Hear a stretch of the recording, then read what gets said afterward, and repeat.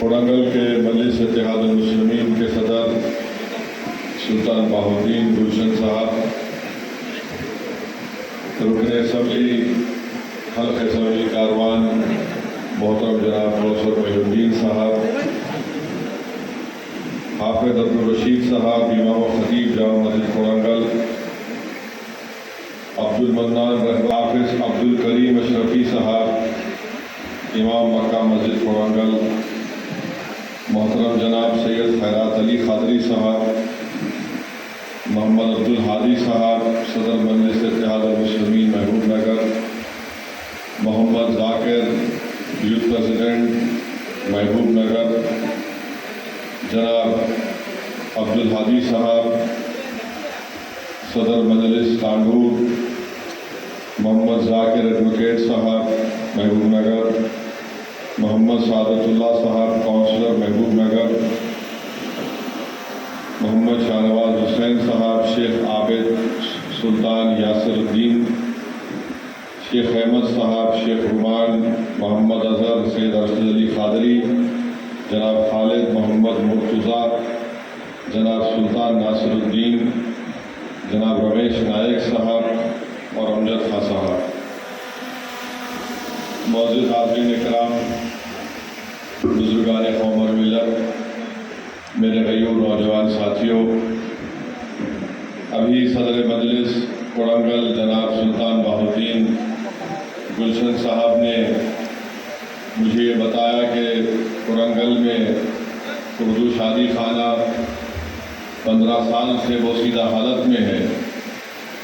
عیدگاہ قبرستان کا سروے کرانے کے باوجود بھی سروے کی رپورٹ نہیں دی جا رہی ہے، اور قبرستان کے باؤنڈری کی سخت ضرورت ہے۔ عیدگاہ کو بھی توسیع کرنے کی ضرورت ہے۔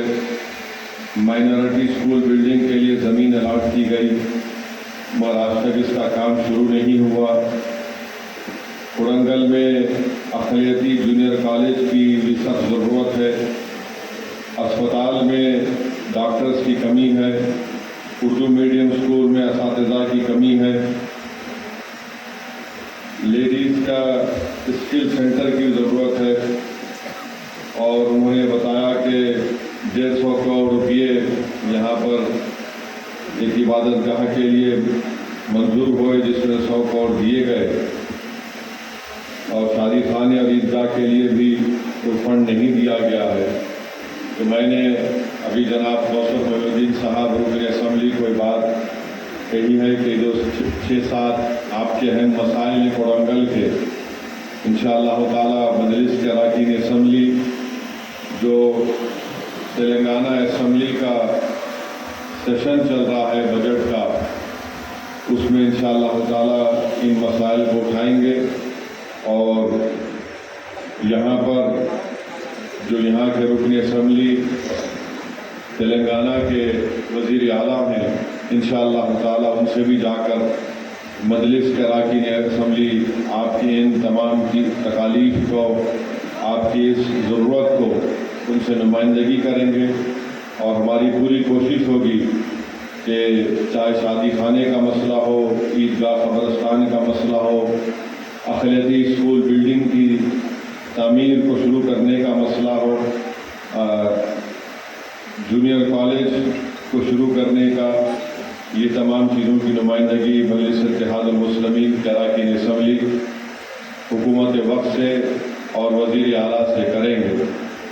میں آپ تمام سے گزارش کروں گا کہ آپ کوڑنگل میں مجلس اتحاد المسلمین کو مضبوط کریے، اور میں آپ کا شکریہ بھی ادا کرنا چاہتا ہوں کہ آپ تمام نے مل کر حالیہ پارلیمانی الیکشن میں یہاں پر آپ نے اور ہم نے مل کر جو فیصلہ لیا تھا کہ بی جے پی کو شکست دیں گے، مگر آپ تمام نے اپنے اپنے ووٹ کا استعمال کیا۔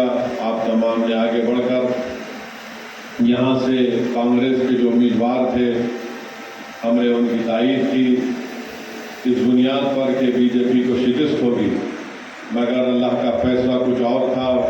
میرے خیال سے کچھ 4,500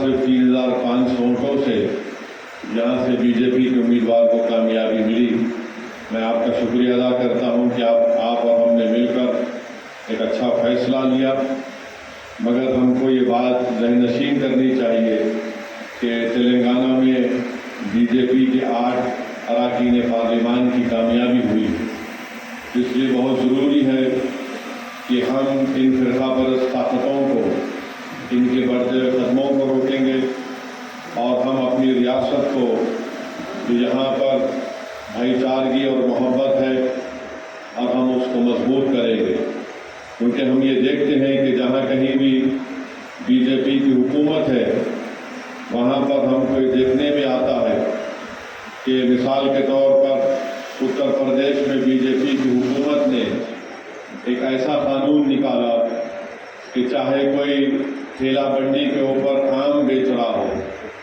یا کوئی بنڈی کے اوپر چائے اور سموسے بیچ رہا ہو، یا پھر اگر کوئی ہوٹل کا مالک ہو یا ڈھابے کا مالک ہو، یا پھر اس ہوٹل کے ڈھابے یا وہ ڈھابے میں اگر کوئی مسلم ملازم کام کرتے ہیں، تو اتر پردیش حکومت نے یہ فیصلہ لیا کہ بنڈی والے کو آم بیچنا ہے، اپنا نام لکھنا پڑے گا، چائے اور سموسا بیچتے ہیں تو اپنا نام لکھنا پڑے گا، بتانا پڑے گا، ہوٹل کا اگر مالک ہے یا اگر ہوٹل کا نام کچھ اور ہے تو اس کو پینٹ کر کے لکھنا پڑے گا کہ مالک مسلمان ہے یا ہندو ہے، اگر ہوٹل کا مالک ہندو ہے تو اس پہ بتانا پڑے گا کہ اس کے پاس کتنے مسلم ملازم کام کرتے ہیں۔ نہ صرف یہ بلکہ اتر پردیش میں بی جے پی کی حکومت نے ہمارے ہندو بھائی جو ہوٹلوں کے مالک تھے ان کو ڈرا کر، ان کو دبا کر، ان کے ذریعے سے اس ہوٹل میں کام کرنے والے کئی مسلم ملازمین کو نوکری سے نکال دیا اور ان سے یہ کہا کہ آپ 5 اگست کے بعد آئیے۔ اب آپ اندازہ لگائیے کہ یہ ہمارے ملک کے آئین کے خلاف ہے۔ ہمارا ملک کا آئین اس بات کی اجازت نہیں دیتا کہ آپ مذہب کے نام پر کسی سے ڈسکریمنیشن کریں، ناانصافی کریں۔ ہمارا ملک کا آئین یہ کہتا ہے کہ سب برابر ہیں، کوئی بڑا کوئی چھوٹا نہیں ہے۔ ہمارے ملک کے آئین کی دفعہ 19 یہ کہتی ہے کہ ہر ایک کو اپنے روزگار کے مواقع فراہم کرنے یا تلاش کرنے کا ان کو موقع ملے گا۔ تو ایسا قانون وہاں پر بنایا گیا، اور جو ایسا قانون وہاں پر اتر پردیش میں بی جے پی حکومت نے بنایا کہ جو ہم کو ہٹلر کے 1930 کی جرمنی کی یاد دلاتی، اور ہٹلر نے بھی یہ کہہ دیا تھا کہ اس وقت کے جرمنی میں موجود یہودیوں سے کہ آپ کو اپنے دائیں ہاتھ کے اوپر ایک اسٹار آف ڈیوڈ یعنی نشان ہوگا، اس کو آپ کو ہاتھ پر پٹا باندھنا پڑے گا۔ پھر اس کے بعد ہٹلر نے کہا کہ یہودیوں سے کوئی سامان نہیں خریدے گا، ان کا بائیکاٹ ہوگا۔ تو یہ جو فیصلہ اتر پردیش کی یوگی حکومت نے لیا وہ ہٹلر کے اس فیصلے کی یاد کو تازہ کرتا ہے، اور ہمارے بھارت کے آئین کی دفعہ 17 یہ کہتی ہے کہ کوئی بھی کسی بھی قسم سے انٹچبلٹی کو اس کو فروغ نہیں دے گا۔ تو الحمدللہ سپریم کورٹ نے اس فیصلے کو روک لگائی، اور پھر دوبارہ بھی سپریم کورٹ کے پاس جب جمعے کے دن اب یہ مسئلہ آیا تو سپریم کورٹ نے کہا کہ وہ اسٹے برقرار رہے گا۔ جہاں کہیں بی جے پی ہم دیکھتے ہیں کہ مدھیہ پردیش میں 11 سے زیادہ مسلم اقلیت کے گھروں کو بلڈوزر سے نصف نابود کر دیا گیا۔ 4 جون کو پارلیمانی الیکشن کا نتیجہ آیا، اس کے بعد سے میرے خیال سے اگر میں غلط نہ کہوں تو 14 سے 15 مسلمانوں کی موب لنچنگ کے ذریعے ان کی موت واقعے میں ہوئی ہے۔ ہماچل پردیش میں کانگریس کی حکومت ہے تو وہاں پر ایک مسلمان جو کپڑے کا کاروبار کرتا ہے اس نے بقرعید میں بھینس کی قربانی دی، تو بی جے پی کے یا ان کے چاہنے والوں نے سوشل میڈیا پر یہ ڈال دیا کہ اس مسلمان نے گائے کی قربانی دی، تو ہجوم اس کی دکان کے سامنے جمع ہوا اور اس کی دکان کو توڑ دیا گیا یا اس کے کپڑوں کی دکان کو لوٹ لیا گیا۔ ایسے روز کئی نہ کئی واقعات آتی ہیں۔ کل میں ایک ویڈیو دیکھا کہ ایک ریلوے کی پولیس نے ایک مسلمان بچے کو اتنا مارا کہ اس کے پیٹ سے اس کی اتڑیاں نکل گئی۔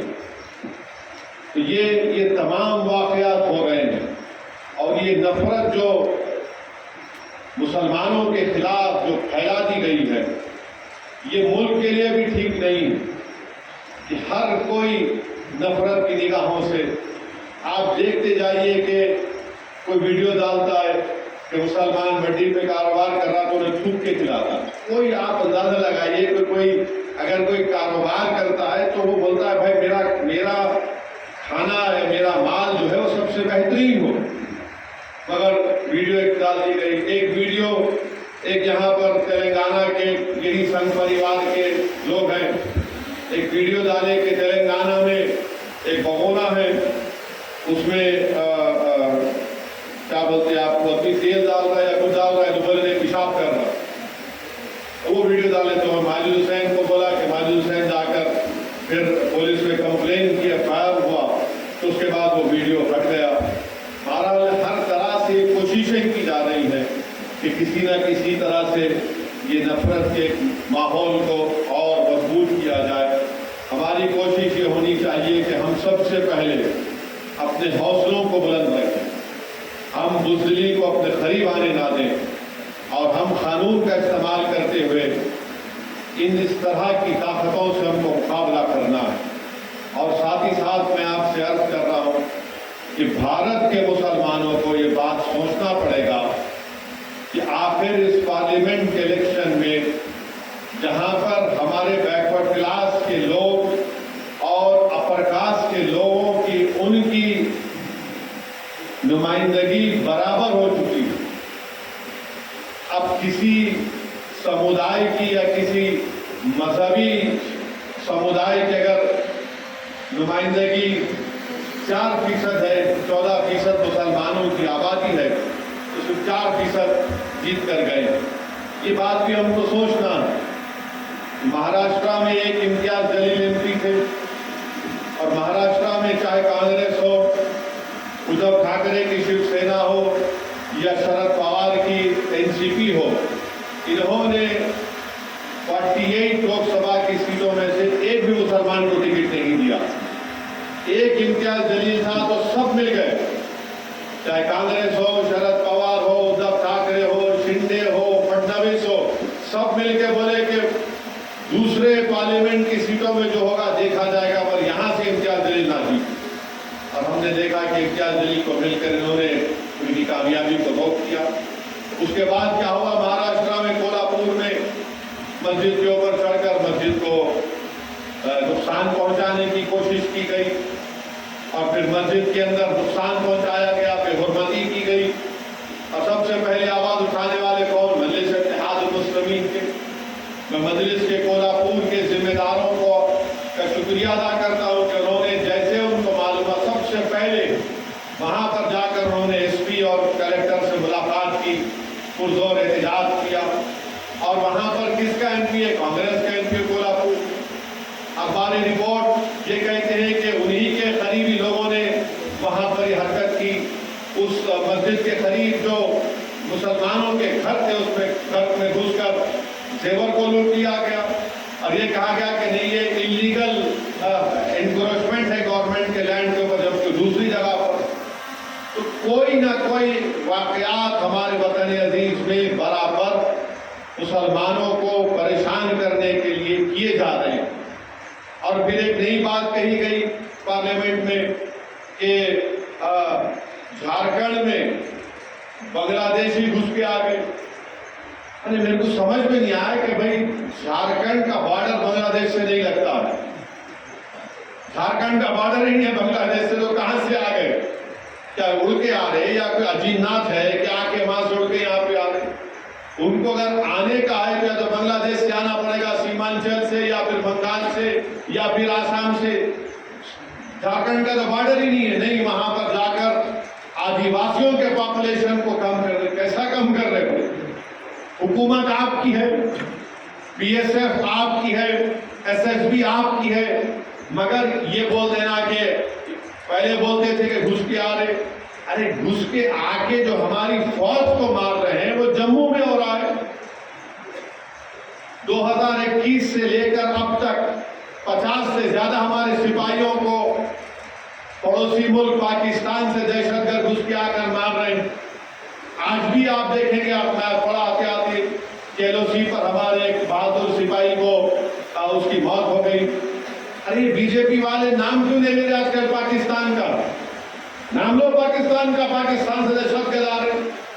ڈوڈا میں جو جموں میں جو آ کر ہمارے سپاہیوں سے مدبھیڑ ہوئی اور ہمارے سپاہیوں کی موت ہوئی, ایک نوجوان میجر مارا گیا, وہ تو ہمارے LOC سے بہت دور ہے, لائن آف کنٹرول سے بہت دور ہے. اندر کیسا آ گئے ڈوڈا میں؟ تو BJP اس پر بات ہی نہیں کرتی. بے روزگاری نوجوانوں کا مقدر بن کے رہ گیا, بلکہ جو اعداد و شمار یہ بتا رہے ہیں کہ ہمارے ملک میں سے لاکھوں نوجوان ہیں جو نوکریوں کی تلاش بھی نہیں کر رہے, جو معلوم نوکری نہیں ملنے والی. تو یہ BJP آج بھی اسی تصور میں ہے کہ ہم یہ کریں گے, اور طرف تماشا یہ ہے کہ ہم جس کے ساتھ ہیں, جن کو ووٹ دیتے ہیں, BJP کو آپ ہراؤ, ہم ووٹ دے رہے, مگر وہ جب ہم پہ مسائل اور مشکلات کے پہاڑ توڑے جاتے, زبان تک ہلاتے, ہلانے کے لیے تیار نہیں. کہ کب تک نہیں ہلائیں گے زبان؟ آپ بولنا پڑے گا نا. ہم تو کوئی بھینس نہیں ہے کہ صرف آپ ہمارا دودھ دکھا کر, دودھ پی کے ملے کھا کے چلے جائیں گے. ہم کو ATM کی مشین تو نہیں ہے کہ آپ آئیں اور بولے کہ دیکھو آنا ہے ووٹ لو ہمارا, پھر اس کے بعد غائب. روکنا پڑے گا آپ کو ان لوگوں کو. کیوں ایسا ہو رہا ہے, کیا وجہ ہے اس کی؟ تو فرقہ پرستی اتنی ہمارے ملک میں بڑھ چکی ہے, خاص طور سے جو نفرت مسلمانوں کے خلاف تیار کی گئی ہے وہ برسوں رہنے والی ہے, اور اس کا خاتمے کے لیے کوئی بات ہی نہیں کرنے والا ہے. سب بات کریں گے, بڑی بڑی میٹھی بات کریں گے, بھائی زہر کو کیسے روکا جائے گا؟ کون سا تریاق آپ نے بتاؤ ہم کو کہ اس سے کیسے اس کو روکا جائے گا؟ اس لیے میرے عزیز دوستوں اور بزرگوں, ایسے وقت میں بہت ضروری ہے کہ مسلمان اپنی سیاسی قیادت کو مضبوط کرے, مسلمان اپنے ووٹوں سے اپنے سیاسی نمائندوں کو کامیاب کرے. کوئی بری بات نہیں ہے, کوئی بری بات نہیں ہے. جب میں مسلمانوں کی سیاسی لیڈرشپ کی بات کرتا ہوں تو لوگ میرے کو بولتے فرقہ پرستی بڑھے گی. کہاں بڑھے گی فرقہ پرستی؟ آج کانگریس کی حکومت ہے, ریڈی ہے نہیں ہے؟ اب ہے نا, TRS تھی تو ویلما تھے, تلگو دیشم آئے تو وکما ہو گئے, جگن تھے تو ریڈی تھے. ارے یہ سب آپ کو سمجھنا ہے اس بات کو, مگر اگر ہم اس تحفظ ذہنی کا شکار ہو جائیں گے, ارے نہیں اسدالدین اویسی تو بولتے بھائی ان کی بات سننے میں اچھا لگتا, مگر گاؤں کا علاقہ ہے میرے بھائی, گاؤں ہو شہر ہو سب ہو رہا ہے جگہ پر. اس کو روکنے کا ایک طریقہ ہے کہ اپنے آپ کو لیڈر بناؤ, یا نہیں تو کسی کو اپنا لیڈر بناؤ, اپنی جماعت کو مضبوط کرو. صرف اگر آپ بولیں گے کہ نہیں ایسا ہو جائے گا, نہیں ہوتا.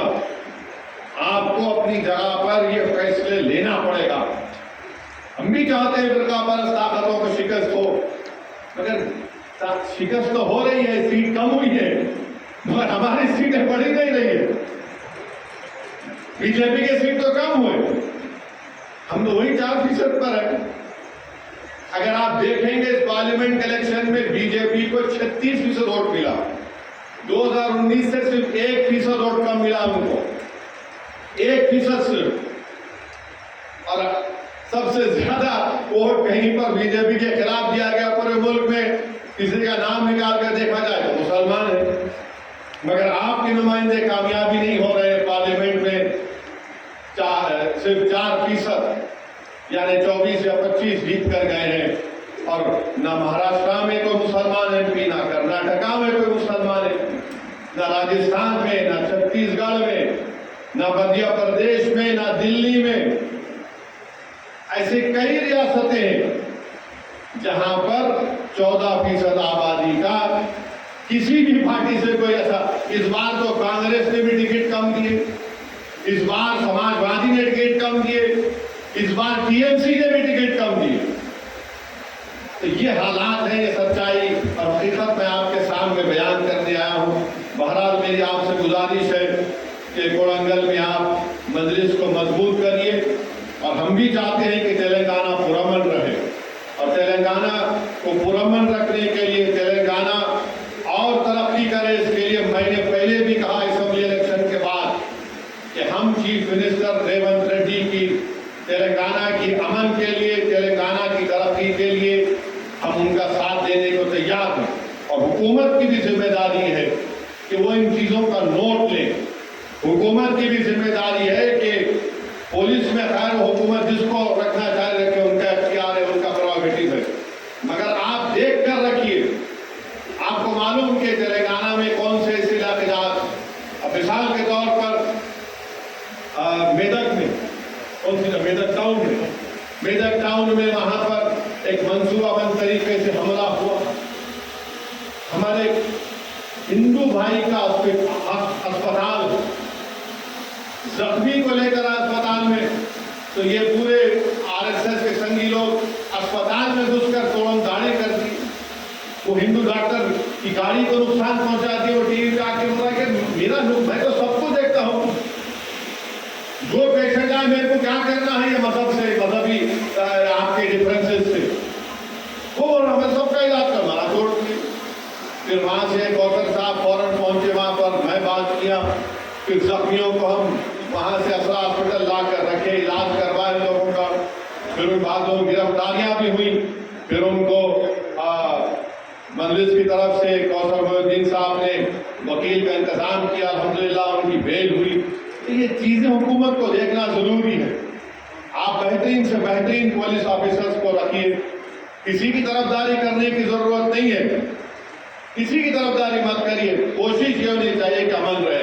तेलंगाना को और तरक्की करना है तो अमन बहुत ज़रूरी है, और अमन उसी वक्त होगा जब ये ताकतें जो नफरत पैदा करना चाहती हैं, जो अमन को कमज़ोर करना चाहती है, इनको आप और हम जानते हैं, इनसे हमको और हुकूमत को चाहिए कि इन पर नज़र रखें। और मेरी आपसे गुजारिश है कि अपने हौसलों को बुलंद रखें, डरने और घबराने की कोई ज़रूरत नहीं है।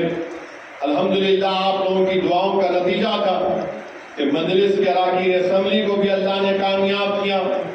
आप लोगों की दुआओं का नतीजा था कि हैदराबाद की पार्लियामेंट की सीट से मजलिस इत्तेहादुल मुस्लिमीन को अल्लाह सुब्हानहू व तआला ने नबी करीम सल्लल्लाहु अलैहि वसल्लम के सदक़े तुफ़ैल में एक तारीख़ साज़ कामयाबी से हमकिनार किया।